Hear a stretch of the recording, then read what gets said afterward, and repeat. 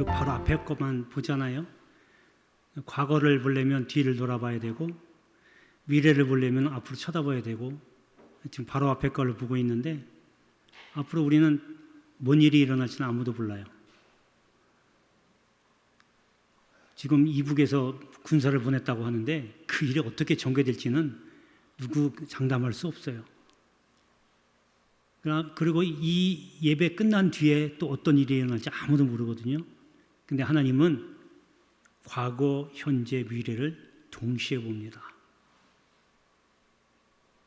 그래서 하나님에게는 현재밖에 없어요.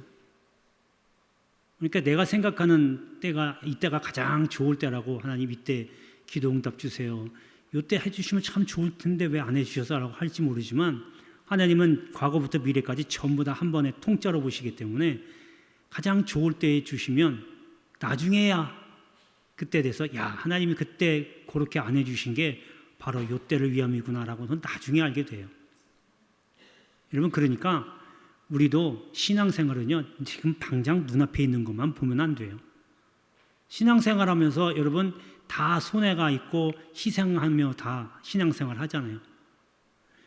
교회 나오기 위해서 지금 차 타고 오신 분도 있고 걸어와서 오시는 분도 있겠지만, 교회 나오시려고 보통 1시간 전에는 준비하실 거 아니에요? 그거 다 여러분 주를 위해서 희생하는 시간이잖아요.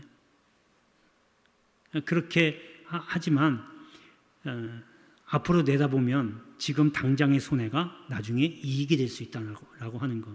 지금 당장 큰 것, 지금 당장 내가 생각하기에 좋은 것이라고 생각해도 이것이 먼 훗날에 가보면 오히려 독이 될 수 있다는 것을 꼭 기억하시길 바랍니다.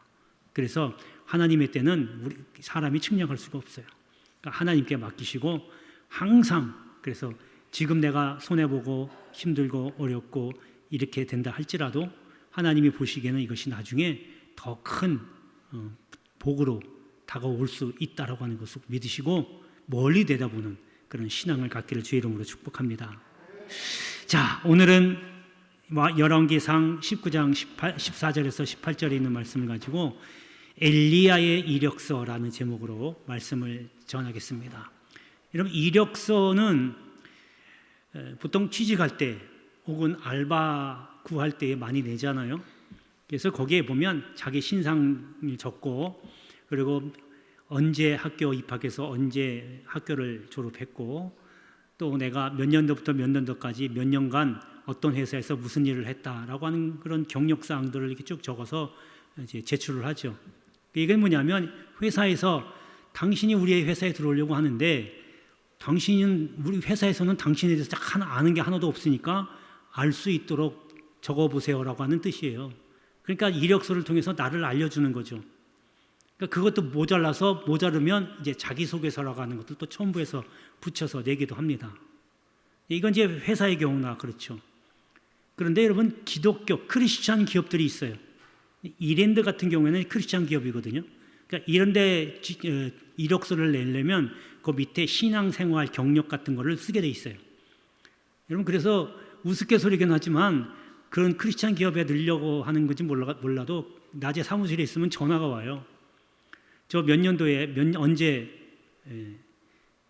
세례를 받았는데 세례증명서를 떼달라고. 보니까 훈련소에서 세례를 받았다는 거예요. 그러니까 이름이 똑같아요. 연무대교회, 우리도 연무대교회. 제가 가끔씩 그 훈련소 소장님한테 말씀드리거든요. 소장님, 우리 교회하고 여기 교회하고 좀 구분을 하시죠.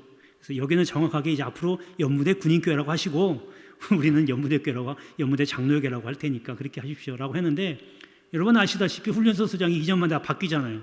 그러니까 바뀔 때마다 제가 가서 얘기해야 되니까 그것도 좀 번거롭더라고요. 그렇게 계속 전화가 와요. 세례증명서 떼어달라고. 그러니까 이제 그런 분들은 대부분 거의 크리스찬 기업에 이제 취직하려고 이력서를 내는 경우죠.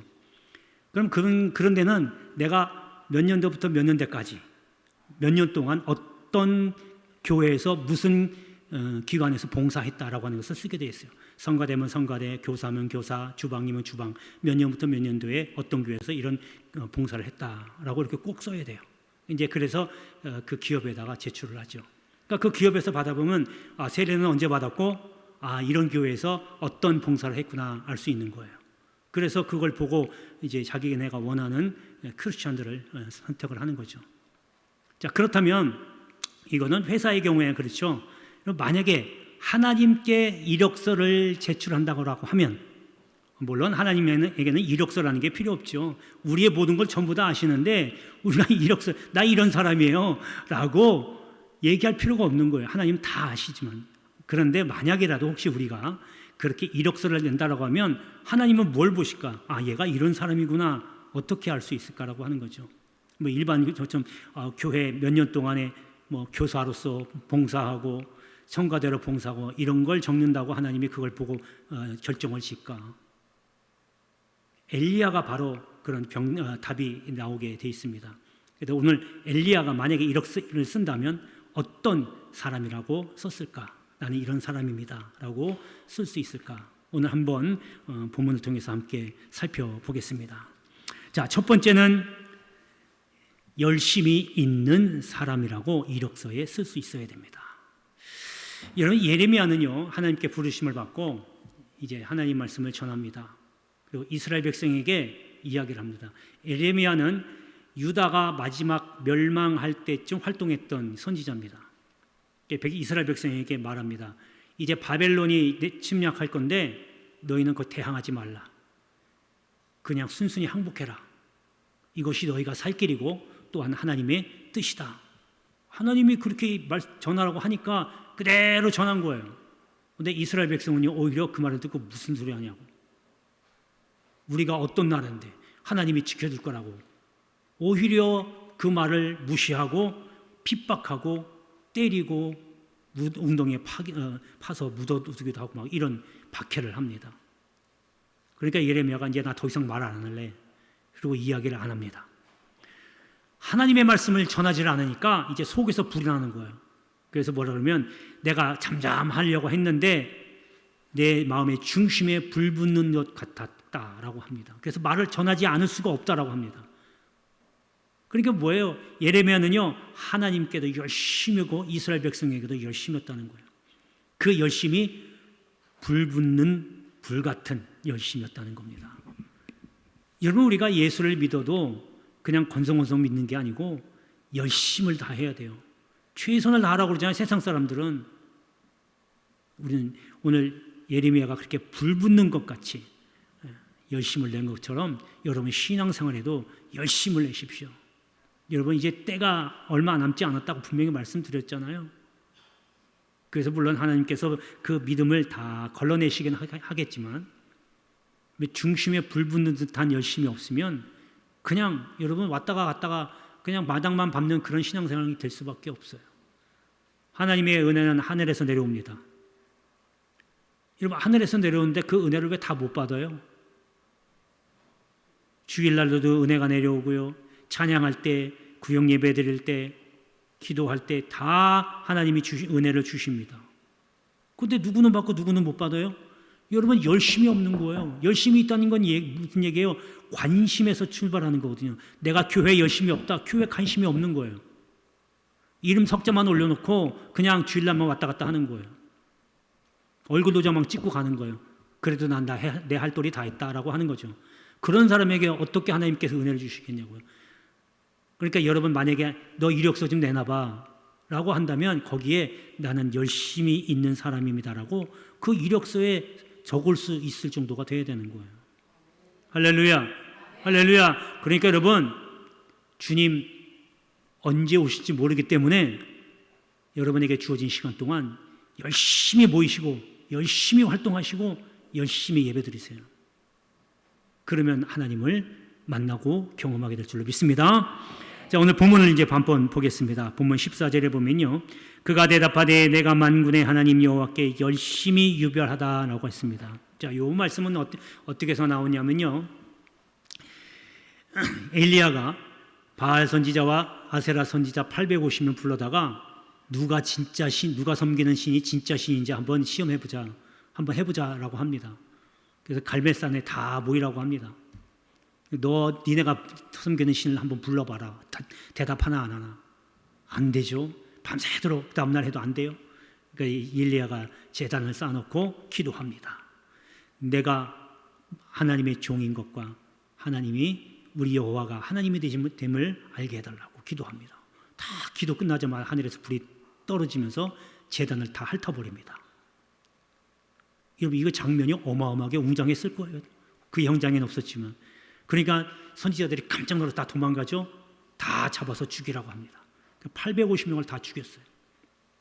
여러분 생각을 해보세요. 아무리 신앙이 없다 할지라도요, 예수를 부인한다 할지라도 하늘에서 불이 내려온 걸 보면요, 야 진짜 하나님 계신가 보다 이렇게 할 거예요.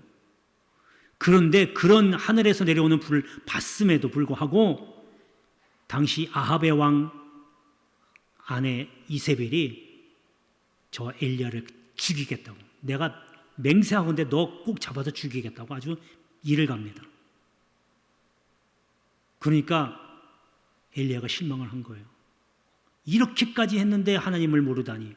그리고는 그 죽이겠다고 하는 소식을 듣고 광야로 도망갑니다. 광야로 도망가니까 하나님께서 까마귀 보내서 먹을 거 주시고, 그러다가 이제 호렙산에 도착을 합니다. 그러니까 하나님께서 너 여기 왜 있냐? 하나님이 임하셔요. 그러니까 엘리야가 이 말을 하는 거예요. 지금 내가 여호와께 열심히 유별합니다. 이거 전에 성경에는 열심히 특심이라고 나오죠. 그러니까 엘리야는요, 하나님에 대한 열심이 남달랐던 거예요. 유별, 남과 달랐다는 거예요. 에레미야는 중심에 불 붙는 듯한 열심을 갖고 있었고, 엘리야는 남과 다른 유별난, 특별한 열심을 갖고 있었다라고 하는 겁니다. 여러분, 그래서 엘리야도 분명히 이력서를 쓴다면 열심히 유별합니다 라고 아마 썼을 거예요. 여러분들도 하나님께서 이력서 제출해봐라 라고 요구하신다면 당당하게 하나님께 대하여 나는 이런 열심이 있었습니다. 기도에 열심이 있었습니다. 예배에 열심이 있었습니다. 성전에 와서 봉사하는 열심이 있었습니다. 찬양대에 열심을 냈습니다.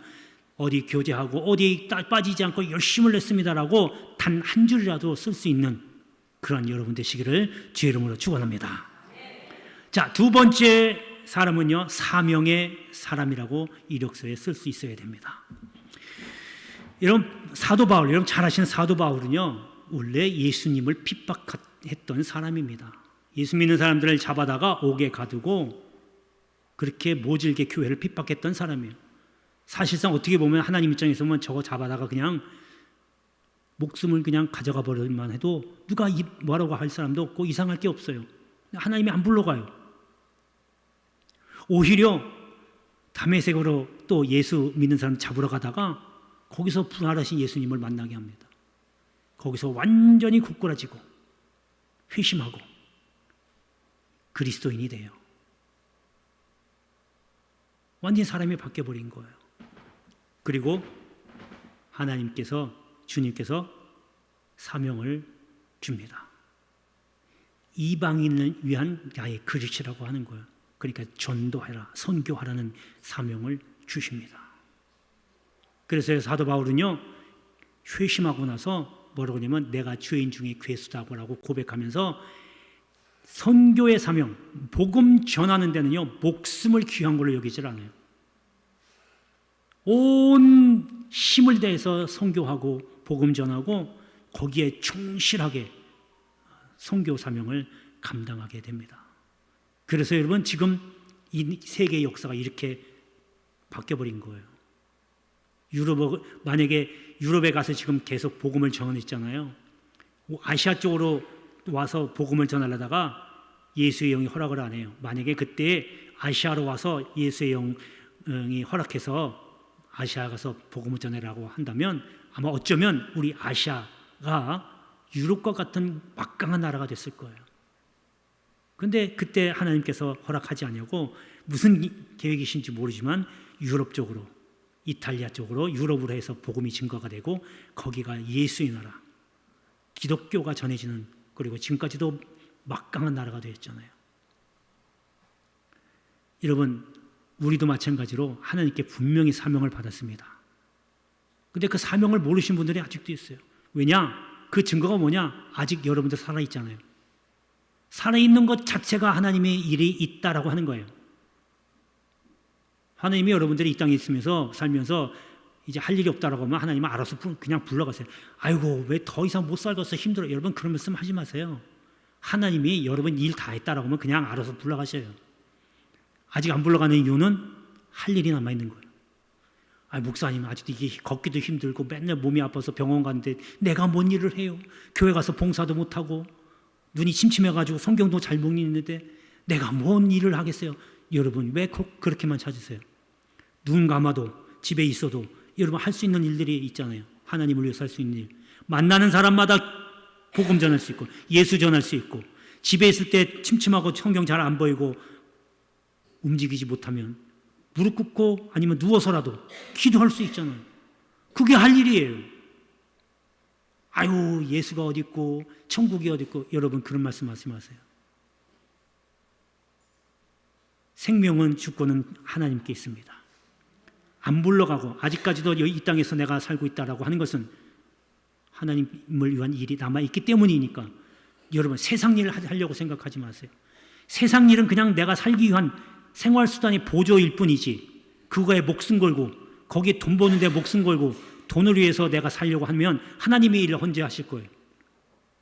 젊을 때는 돈 버느라고 바빠서 못하고 이제 나이 드니까 힘없어서 하나님 일 못하고 언제 하나님 일 하시는 거예요? 여러분 그러니까 사명을 잘 감당하시기 바랍니다. 찾아보세요. 기도하시면서 하나님 내가 무엇을 해야 할까요? 나 지금 이렇게 몸이 연약하고 움직이기도 힘들고 지금 눈도 침침한데 내가 무엇을 해야 할까요? 기도해 보셨어요? 그럼 분명히 하나님이 알려주실 거예요. 너는 누구누구를 위해서 기도해라. 너는 이거 해라. 이거 해라. 그러면 그거 하면 돼요. 죽을 때까지. 하나님 부르시는 그날까지. 여러분 저와 여러분들이 사명 잘 감당하는 사명의 사람 그런 사람 다 되기를 주의 이름으로 축복합니다. 자 이제 본문으로 보겠습니다. 자 15절과 16절인데 여러분 여기 보면 이제 누구에게 가서 기름을 붓고 왕이 되게 하라고 하는 이제 사명을 줍니다. 그러니까 지금 호렙산에 가서 하나님이 임재하십니다. 그러니까 너 여기 왜 있느냐? 그러니까 이제 열심히 유별합니다라고 얘기하면서 많은 사람들이 다 죽였고 오직 나만 남았습니다.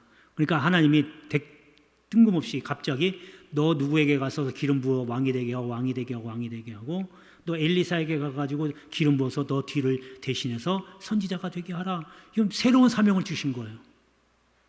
그러니까 엘리야가 이걸 다 실천하잖아요. 처음부터 하기 쉬운 것부터 먼저 실천해 가면서 합니다.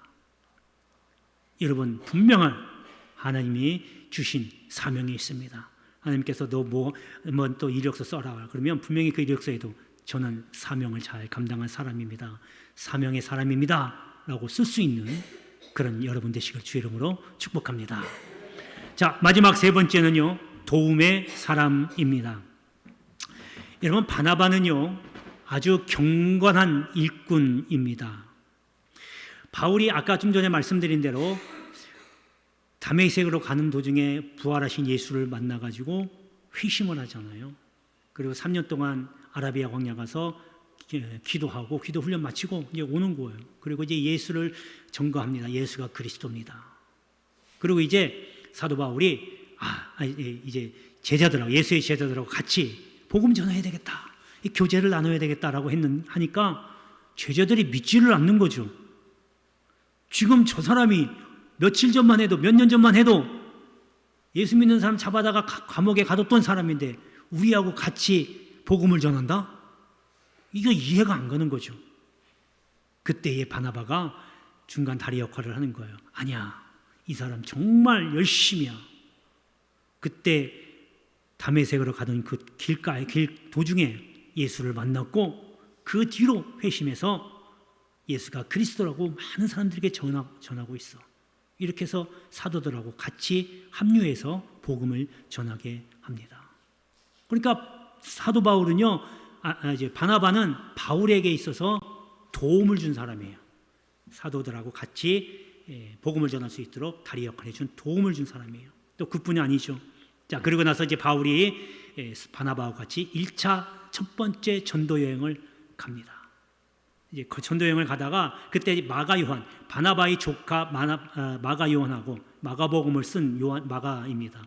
그 사람과 같이 전도 여행을 하는데 전도가 쉽지 않지요. 너무 힘들죠. 그러니까 힘들다가 나 못합니다. 중도에 포기를 해버려요. 집으로 가버려요. 그리고 나서 그 일 때문에 두 번째 전도 여행 갈 때 마가 요한을 데리고 가자. 바울이 안 돼. 이렇게 나약한 사람은 선교 여행에 오히려 폐를 끼쳐 안 돼. 둘이 막 싸우다 결별을 하게 돼요. 그런데 바나바가 이 조카 마가 요한을 데려다가 훈련을 시켜요. 잘 시킵니다. 믿음의 훈련을 시킵니다. 그리고 나중에 이제 이 마가 요한이 그렇게 믿음의 일꾼이 돼서 마가복음도 쓰고 나중에 바울로부터 인정도 받잖아요. 그러니까 바나바는요, 마가 요한에게 도움을 준 사람이에요. 여러분, 우리가 도움을 주고 있는 사람입니까? 아니면 피해를 주고 있는 사람입니까? 잘 생각해 보세요. 피해를 준다고 해가지고 어디 가서 깽판 치고 이런 게 아니라 내가 말로도 사람들에게 마음을 황폐하게 만들 수 있는 거거든요. 그렇게 주로 위로를 주는지, 말 한마디로 그 사람의 마음을 황폐하게 만드는지, 내가 유익을 주는지, 아니면 내가 유익을 받고 있는지 잘 생각해 보셔야 돼요. 그래서 여러분, 하나님께 이력서를 제출하라고 하면 나는 도움을 주는 사람입니다 라고 쓸 수 있어야 돼요. 할렐루야, 할렐루야. 자, 이제 본문을 한번 보겠습니다. 18절입니다. 그러나 내가 이스라엘 가운데에 7,000명을 남기리니 다 바알에게 무릎 꿇지 않고 다 바알에게 입맞추지 아니한 자라. 자, 이 7,000명을 남기겠다라고 하는 이야기는요, 지금 엘리야 제단에 참여한 사람들, 그리고 여기 말씀에 나온 대로 바알에게 무릎 꿇지 않고 절하지 않고 오직 여호와가 하나님입니다라고 고백한 사람들이 7,000명이 된다는 거예요. 그 얘기는 뭐예요? 결국 돌아보면 엘리야가 이 사람들에게 믿음의 도움을 줬다, 그겁니다. 할렐루야. 여러분, 내 주변에 누군가가 분명히 한두 명은 같이 다니고 같이 어울리잖아요. 그 사람에게 믿음의 영향을 끼칠 수 있어야 돼요. 세상 것을 갖다 주는 거는 두 번째고, 그건 가급적 하지 마시고, 내가 먼저 그 사람에게 영적인 영향, 특별히 믿음의 영향을 끼쳐서 나로 인해서 그 사람의 믿음이 자랄 수만 있다면 나는 도움을 주는 사람입니다. 그 사람이 힘들고 어려울 때 말 한마디 위로해주면 나는 그 사람에게 도움을 주는 사람이에요. 뭐 하다 왔니? 라고 하면 대부분 뭔 봉사하다 왔습니다. 좋은 얘기지만 특별히 하나님께서 이력서를 제출하라 라고 하면 저는 이러이러한 도움을 주었습니다, 도움을 준 사람입니다 라고 이력서에 쓸 수 있는 그러한 사람 되기를 주 이름으로 축복합니다. 기도하겠습니다.